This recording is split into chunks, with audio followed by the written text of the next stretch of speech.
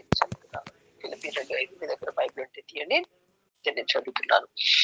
క్రీస్తు యేసునకు కలిగిన ఈ మనస్సు మీరును కలిగి ఉండుడి. ప్రార్థన చేసుకుందాం.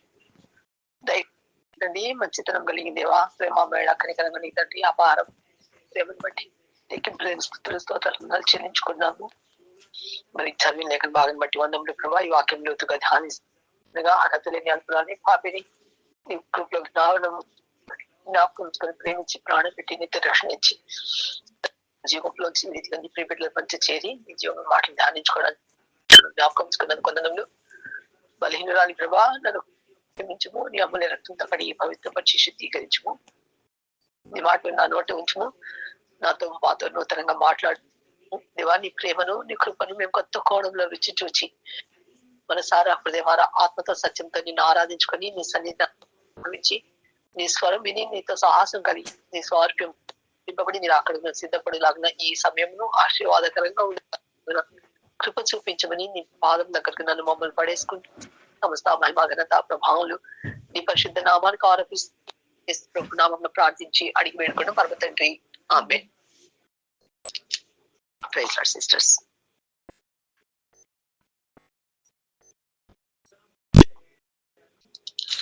ఏందండి? క్రీస్తు యేసునకు కలిగిన ఈ మనసు మీరు కలిగి ఉండుడి. ఏది క్రీస్తు మనసు కాదు, ఏది క్రీస్తు యేసు మనసు అనేది మనకు తెలియాలి. క్రీస్తు యేసు మనసు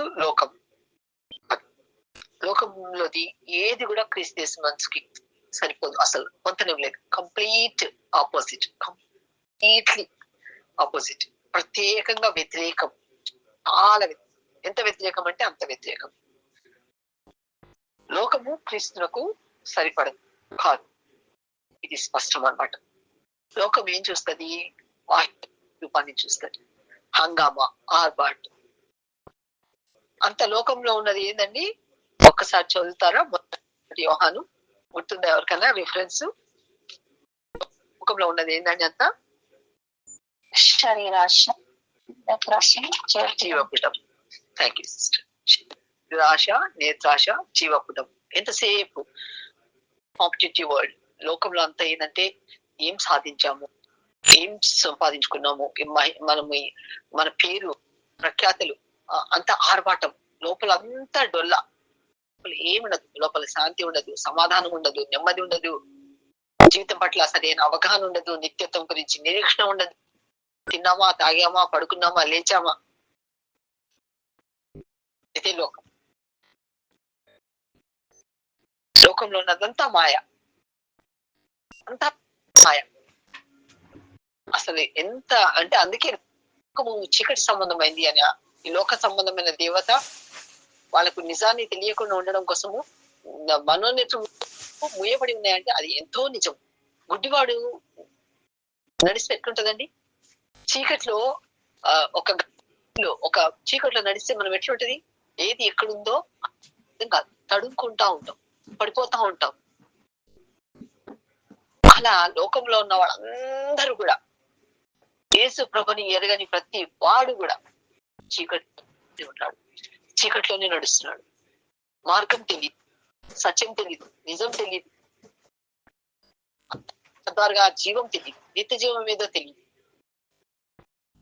లోకంలో ఉన్నది అంతా మాయ, అంతా మాయ, మాయ మాయ మాయ మాయ. మనం ఈ లోకంలో ఉన్నాం కానీ లోక సముద్రం కావాలి.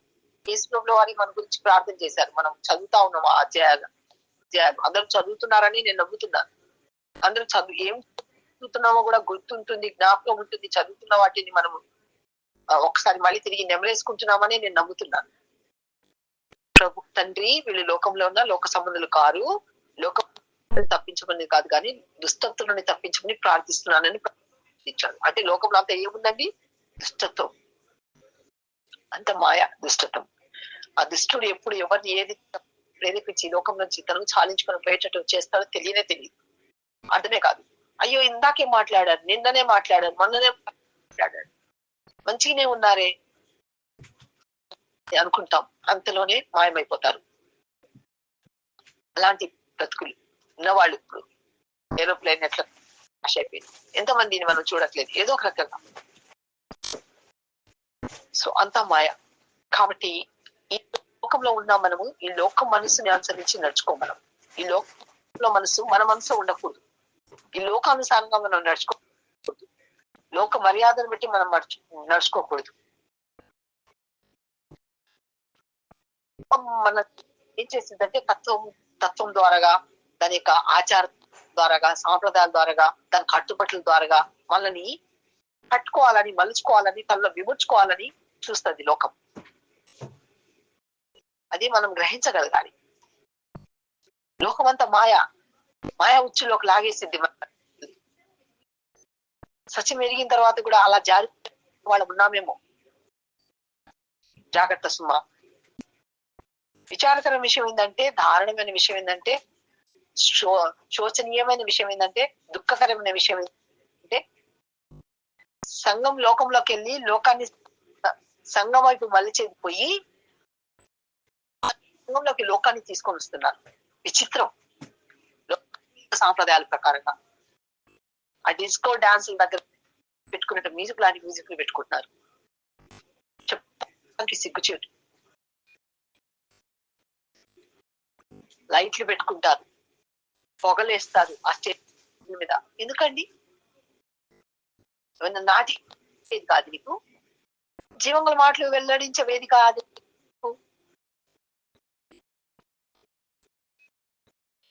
లోకస్తులే మనం నడుచుకుంటే లోకస్తులకి మనకు వ్యత్యాసం ఏంటి?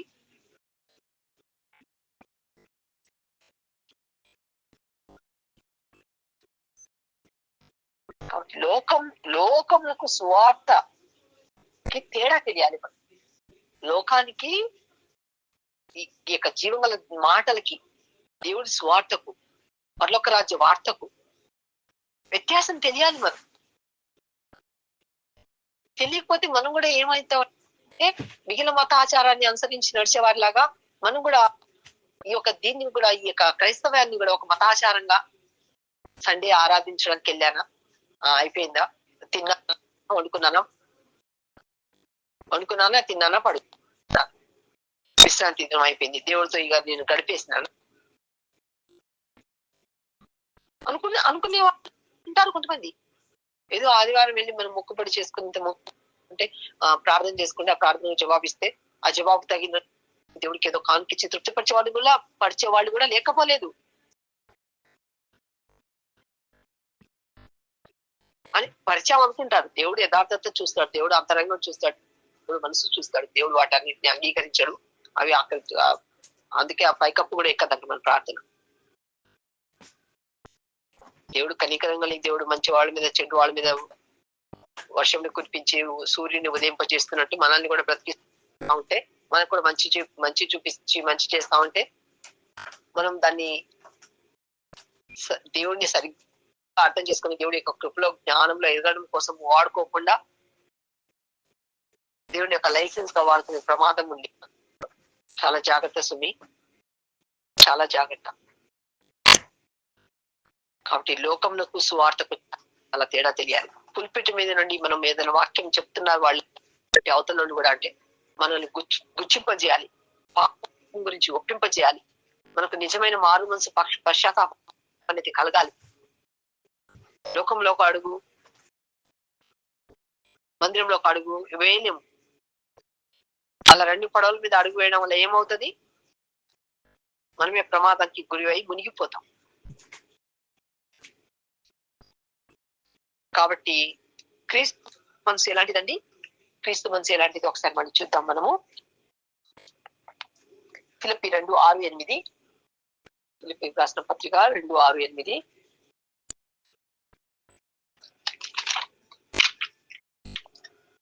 ఆయన దేవుని స్వరూపం కలిగిన వాడు ఏంటి, దేవునితో సమానం, దేవునితో సమానంగా ఉండట విడిచిపెట్టకూడని భాగ్యం అని ఎంచుకునలేదు, కానీ మనుషుల పోలికగా పుట్టి దాసుని స్వరూపంలో ధరించుకుని తను తానే రిక్తులుగా చేసుకుని, మరియు ఆయన కరమందు మనుషుడిగా కనబడి మరణం పొందినంతగా, అనగా శిలువ మరణం పొందినంతగా విధేయత చూపిన వాడై తను తాను తగ్గించుకోలేను. అది పరిస్థితి. అదే అండి క్రీస్తు మనసు. లోక మనసేమో ఆజమాయిష్ చేయడము, పెత్తనం చేయడము, పేరు ప్రఖ్యాతులు, తక్కువ వాళ్ళు, ఎక్కువ వాళ్ళు, అధికారులు, బానిసలు అన్ని ఉంటాయి అన్నమాట లోకంలో. ఆర్భాటము, హంగు, హంగామా, ఇంకేమైనా పేర్లు పెట్టుకోండి. ఇందాక మన లేఖనంలో చదువుకున్నట్టుగా నేత్రాశ, శరీరాశ, జీవపుటం ఇవన్నీ నశించిపోయాయి. ఇవన్నీ మనలో కూడా ఉన్నాయేమో మనకు తెలియకుండానే చాలా.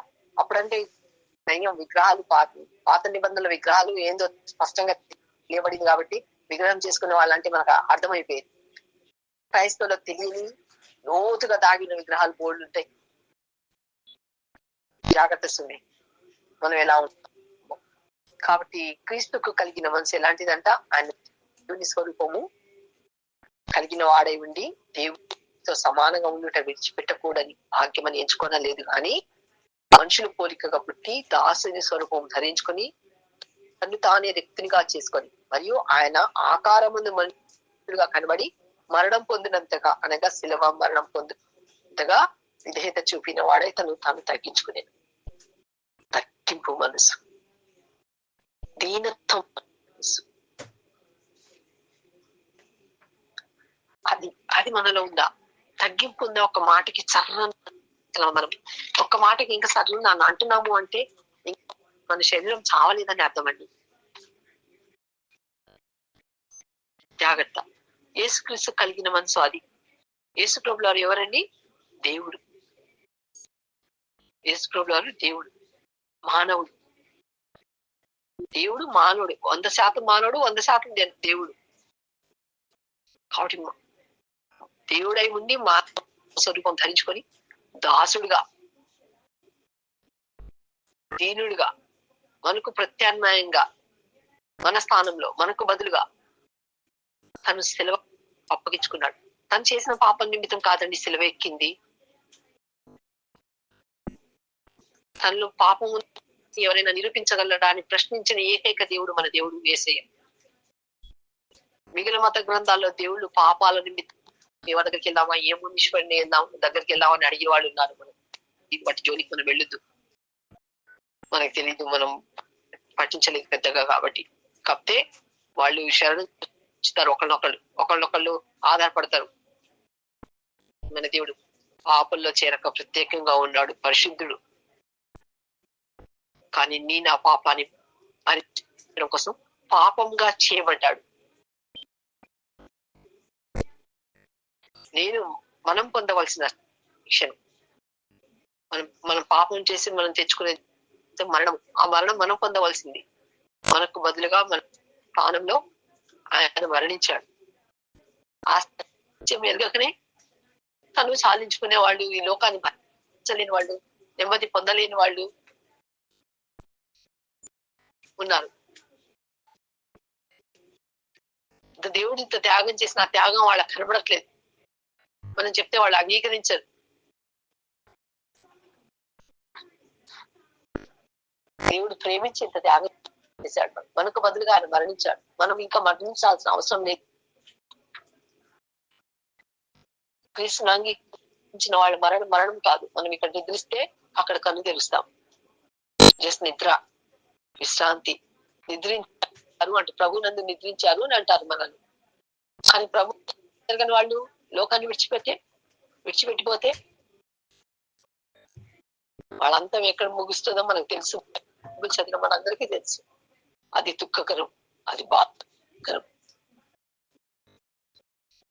కాబట్టి మనం బ్రతికినప్పుడే అగ్నిలోంచి ఒక్క ఆత్మనైనా లాగిన వాళ్ళుగా ఉండాలి. నమ్మితే నమ్మారు, నమ్మకపోతే చేసేది.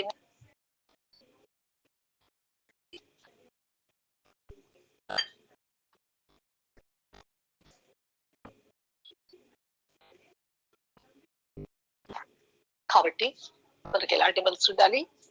దీనత్వం. దేవుడు గర్విష్ఠులను ఎదిరిస్తాడు, దీనులకు వినే మనస్కులను ప్రేమిస్తాడు. దేవుడికి గర్వం అనేది అస్సలు ఇష్టం ఉండదు. ఆ గర్వము చేయబట్టే ఆరాధించే సాధారణంగా అయిపోయి లోకాన్ని విచ్ఛిన్నం చేస్తున్నాడు. వాడి ఓడిపోయి కూడా ఇంకా గెలుస్తానేమని పోరాడి అనేకులను నాశనానికి నడిపిస్తున్నాడు.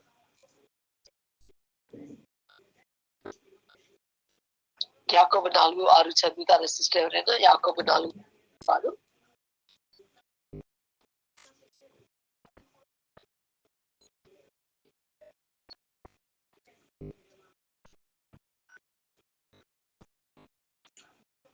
సరే నేనే చదువుతున్నాను. కాదు కానీ ఆయన ఎక్కువ కృప ఇచ్చు, ఆయన ఎక్కువ కృప ఇచ్చును, అందుచేత దేవుడు అహంకారులను ఎదిరించి దీనులకు కృప అనుగ్రహించునని లేఖనం చెప్పుచున్నది. అహంకారులను దేవుడు ఎదిరిస్తాడు. దేవుడు ఎదిరింపుని మనం తాళలేమండి, మన వల్ల కాదు. కాబట్టి దీనులై ఆయన దక్షిణ హస్తం కింద అణిగి భయంతో వణుకుతో ఆయన సన్నిధిని మనం అనుభవించడం నేర్చుకోవాలి.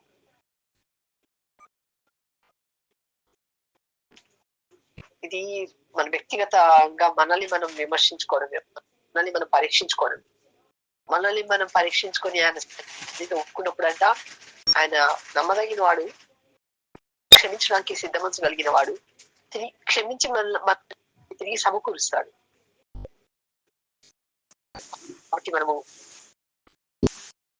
లేఖనపు వెలుగులో మనల్ని మనము పరీక్షించుకోవాలి. మనలో ఇంకేదన్నా బలహీనతలు ఉన్నాయేమో, తెలియని విగ్రహాలు ఉన్నాయేమో, దేవుడికి అయిష్టకరమైన మనలో ఇంకేమైనా ఉన్నాయేమో, మనం మోసపోతున్నామేమో, మనల్ని మనం మోసపుచ్చుకుంటున్నామేమో, దేవుడిని నమ్ముకున్నామని చెప్పుకుంటూనే ఇంకా లోకంలో ఉన్నామేమో, లోకం మనలో ఉందేమో. ఇవన్నీ ఎవరికి వాళ్ళు పరీక్షించుకోవాల్సిన విషయాలు. అది అవతల నాకు అర్థం కాదు. నేను మంచిగానే మాట్లాడతా, ఆత్మీయ మా భాష మాట్లాడుతూ ఉంటా, ఆత్మీయురాలుగానే కనబడతా ఉంటా. కానీ నాలో ఏ విగ్రహం ఉందో నాకు దేవుడు మాత్రమే తెలుసు. కాబట్టి నాకు కూడా అర్థం కాదు. హృదయం చాలా మోసమైనది, దాన్ని గ్రహించడానికి మన మానవ జ్ఞానం సరిపోదు. కాబట్టి మనం మన హృదయాన్ని దేవుడికి అర్పించుకోవాలి. ప్రభువా, హృదయాంతరంగం పరిశీలించుము, నా మనసును పరీక్షించుము, నచ్చని హేయమైన క్రియలు ఏదైనా నాలో ఉంటే దయతో నీ ప్రేమను బట్టి అని ప్రార్థించే వారిగా ఉండాలి. మనం నా వల్ల కాదు ప్రభా, నాకు అర్థం కాదు కదా, మనం అడిగేవారిగా ఉండాలి దీనులమై. అప్పుడు దేవుడు తన లేఖనపు వెలుగులో మన తప్పిదములను బయలుపరుస్తాడు. రోగం ఉందని తెలిస్తేనే కదండి చికిత్స తీసుకుంటాము, అప్పుడు మనము స్వస్థపరచబడతాము. రోగం ఉందో లేదో అని తెలియకుండానే రోగం వదిలించుకొని చివరి క్షణంలో ప్రాణం ప్రమాదం ఉంటది కదా. ఆత్మీయమైన రోగం కూడా అలాంటిదే. కాబట్టి ఎప్పటికప్పుడు మనము డాక్టర్ దగ్గరికి వెళ్ళి ఫిజికల్ టెస్ట్ చేయించుకున్నట్టుగా ఎప్పటికప్పుడు మనం లేఖనపు వెలుగులో మన ఆత్మీయ పరీక్ష కూడా చేసుకోవాలి. అర్థమవుతుందండి? నేను చెప్తున్నది ఫాలో అవుతున్నారని అనుకుంటున్నాను. కాబట్టి దేవుడు అహంకారులను ఎదిరించి దీనులకు కృప అనుగ్రహించును. దీనులై వినయంగా తగ్గించుకునే మనసు క్రీస్తు మనసు. దీనుడై తగ్గించుకున్నాడు, వినయుడై రిక్తుడై ఎంతో దాసుడి స్వరూపం ధరించుకుని సిలువ ఎక్కాడు. ఎక్కాల్సిన అవసరం లేదు ఆయన. కానీ ఆయన ఎదుట నువ్వు నేను కనబడ్డాం. ఇంకా వేరే గతి లేదు, ఆయన సిలువ ఎక్కవలసిందే, అందుకే ఎక్కాడు. మనలో ఏ మనసు ఉంది? మనలో ఏ మనసు? క్రీస్తు మనసుందా, లోక మనసుందా? రక్షించుకునే తరుణం. రెండు పడవల మీద కాలు వేస్తే మనము మునిగిపోతాం అన్నట్టుగా, లోకంలో ఒక కాలు, క్రీస్తులో ఒక కాలు వేసి నేను క్రీస్తులోనే ఉన్నాను అనుకోవద్దు. రెండు కాళ్ళు క్రీస్తులో పెట్టాలి, క్రీస్తు ఓడలో పెట్టాలి. అప్పుడు సురక్షితము, క్షేమము, లేకపోతే ప్రమాదం. అలాంటి వాళ్ళని ఇష్టపడ్డు, దేవుడికి ఇష్టం ఉండదు అట్లా. మనకి ఏదన్నా ఆశీర్వాదం దేవుడు ఇచ్చాడంటే అది దేవుడు నామ మహిమాత్మే వాడబడాలి.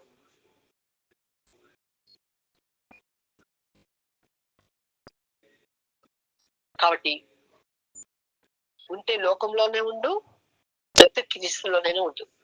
కానీ లోకము క్రీస్తు రెండు ఒకేసారి కావాలంటే అది దేవుడికి అంత ప్లీజింగ్ గా ఉండదు, అంటే అంత తనకి ఇష్టంగా ఉండదు, దుఃఖపడతాడు దేవుడు.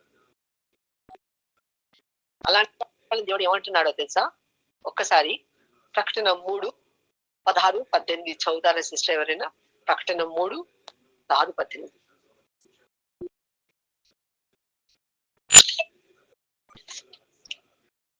నీకు వెచ్చగా నేను చల్లగా నేను ఉండక వెచ్చగా ఉన్నను గనుక నేను నిన్ను నా నోటి నుండి ఉద్దేశించుచున్నాను. నీవు దౌర్భాగ్యుడవు, దిక్కుమాలిన వాడవు, దరిద్రుడవును, గుడ్డివాడును, దిగంబరుడునై ఉన్నావని నేను ఎరుగక, నేను ధనవంతుడిని, ధనాభివృద్ధి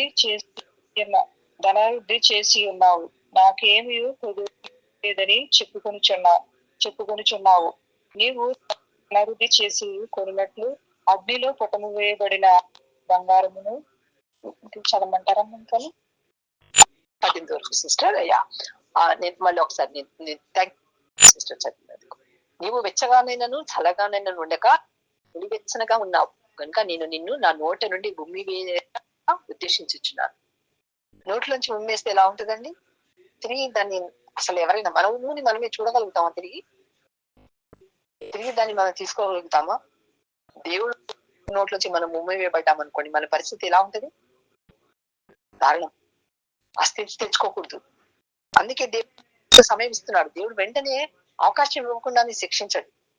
దేవుడు 1కి 10 సార్లు చెప్తా ఉంటాడు. మనం వినగలిగేంత వరకు చెప్తాడు, అర్థమయ్యేటట్టు చెప్తాడు. గ్రహిస్తా ఉండి కూడా అర్థమవుతున్నా కూడా అధిగమించి మనం చేశామనుకోండి ఏదైనా తప్పిదము, అప్పుడు దాని పర్యవసానం పడతాం. మనం దాని ప్రభావం ఉంటుంది. ఆ తప్పిదం యొక్క పాపం యొక్క ప్రభావం ఉంటుంది. అనుకుంటాం మనం, ఏమనుకుంటామంట? నువ్వు దౌర్భాగ్యుడవును, దిక్కుమాలిన వాడవును, దరిద్రుడవును, గుడ్డివాడవును, దిగంబరుడవునై ఉన్నావని జరగక.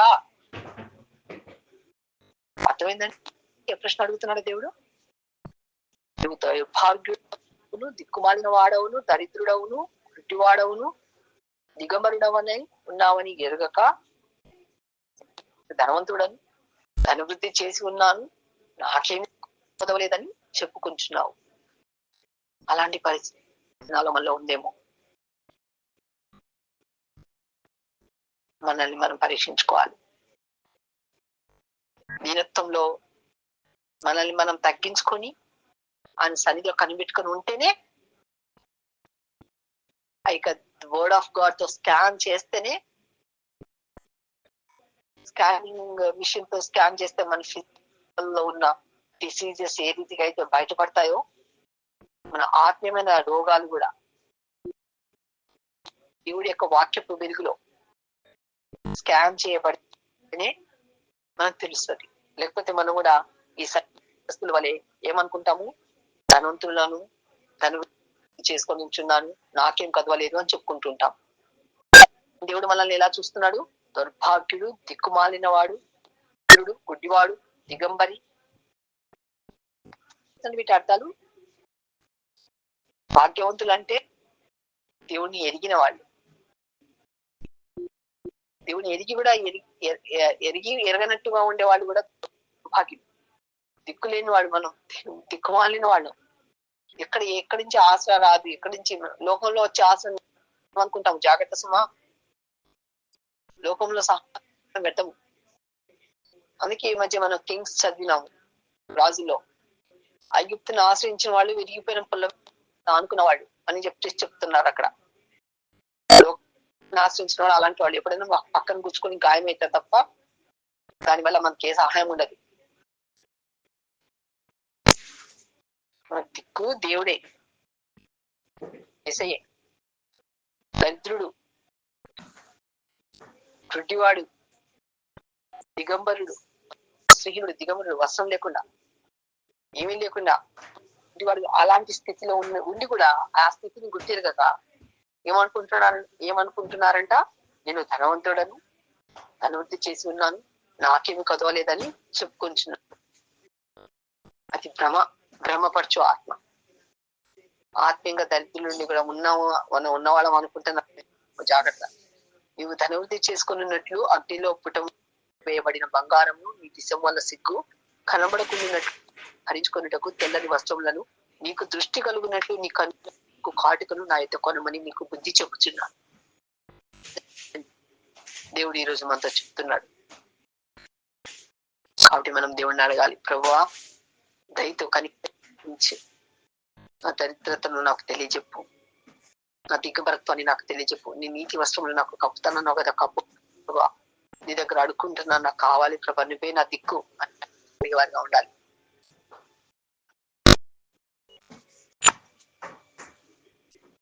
నా ఆత్మీయ నేర్చుకుని తెలుగు ప్రభా అని అడిగేవారిగా ఉండాలి. కాబట్టి యేసు ప్రభులు వారిని మాదిరిగా పెట్టుకోవాలి. యేసు ప్రభులు వారి మనసే మనము కలిగి ఉండాలి. యేసు ప్రభు మీదే మనము దృష్టి ఉంచు నడవాలి.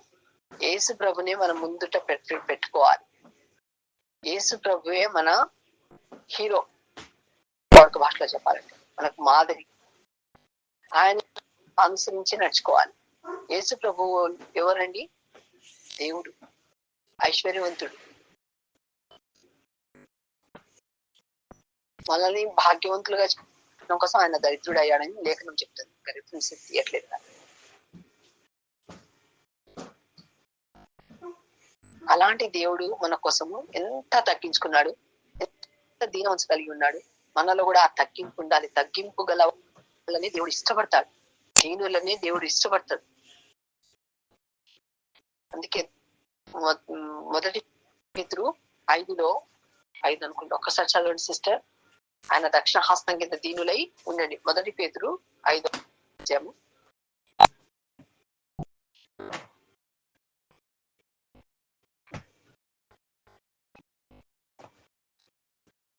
ఎవరికైనా తెలుసండి రిఫరెన్సెస్?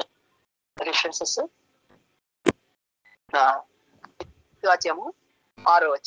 దేవుడు తగిన సమయం ముందు మేము హెచ్చించినట్లు ఆయన బలిష్టమైన చేతి క్రింద దీన మనస్కులై ఉండుడి. మనల్ని మనం హెచ్చించుకోవడం కాదు, కానీ దేవుడు మనల్ని హెచ్చించినట్లుగా, దేవుడు మనల్ని గొప్ప చేయనట్లుగా, దేవుడు తగిన సమయంలో, తగిన సమయం అందు సమయం ఉంటది దేవుడికి. దేనికైనా సమయం ఉంటది. సమయం వచ్చినప్పుడు ఆయన మనల్ని హెచ్చిస్తాడు. అప్పటిదాకా మనం ఎక్కడ ఉండాలంట? ఆయన బలిష్టమైన చేతి ఎలా ఉండాలంట? దీన మనస్కులై ఉండాలంట. కాబట్టి మనలో అటు దీనత్వం, యేసు ప్రభు వారికి ఉన్న మనసు మనకు కూడా అనుగ్రహించి దీనులమై ఆయన దక్షిణ హస్తం కింద అడిగి మనలో ఇంకేదన్నా మరి తెలియని విగ్రహాలు గాని, మనలో ఇంకేదైనా గర్వం అనేది కానీ, మనలో ఇంకేదైనా లోకాశ కానీ, నేత్రాశ కానీ, శరీరపు డంబు కానీ మనలో ఉందేమో. మనము ఈ లోకంలో ఉన్న ఆ పేరు ప్రఖ్యాతిని బట్టి, ఈ లోకంలో ఉన్న తన ఐశ్వర్యాన్ని బట్టి, లేకపోతే ఈ లోకంలో ఉన్న మన దేన్నను బట్టి అతిశయిస్తున్నామేమో. మనకు అతిశయ కారణము ఎవరై ఉండాలి? యేసు ప్రభులు వారు మాత్రమే ఉండాలి. అతిశయించుట యేసు నామం అందే, యేసు ఎందే మనం అతిశయించాలి తప్ప ఇంకా మనకు అతిశయించడానికి వేరేది ఏమి అవసరం ఉండకూడదు కూడా. కాబట్టి మనం అట్టి దేవుడు మనసు కలిగి ఫిలిప్పి 2:9-10-11 ఒక్కసారి చదువు సిస్టర్. ఫిలిప్పి 2:9-11.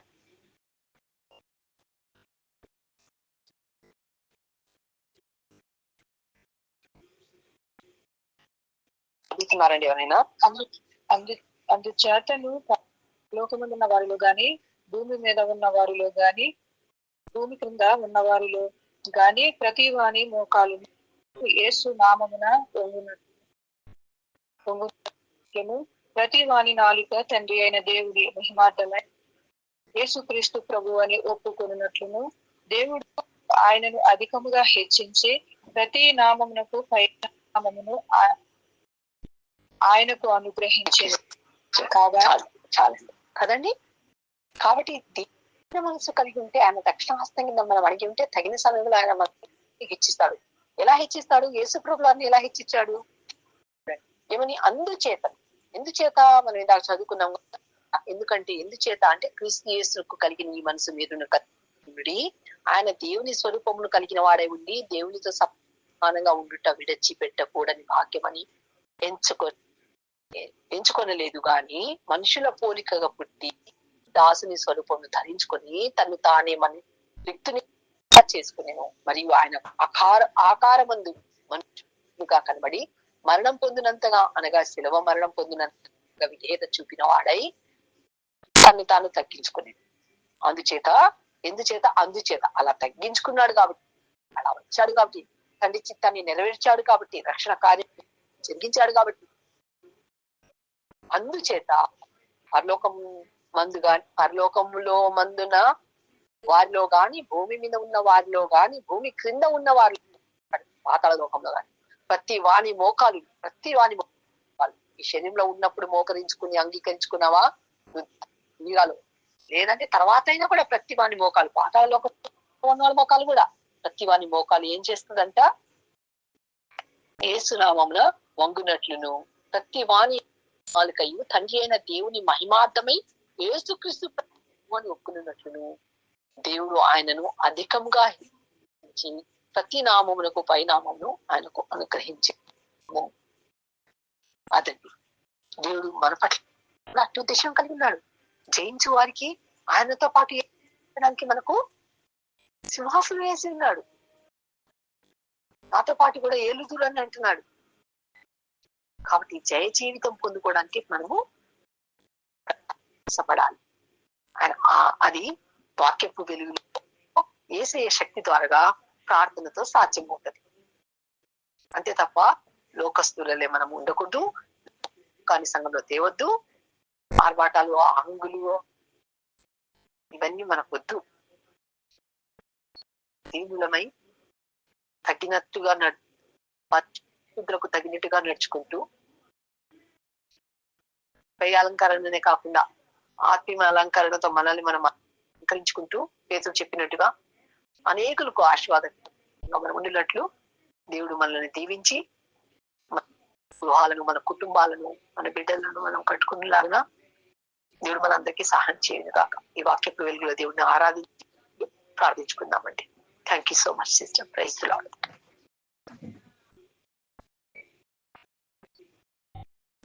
దానికి మహిమ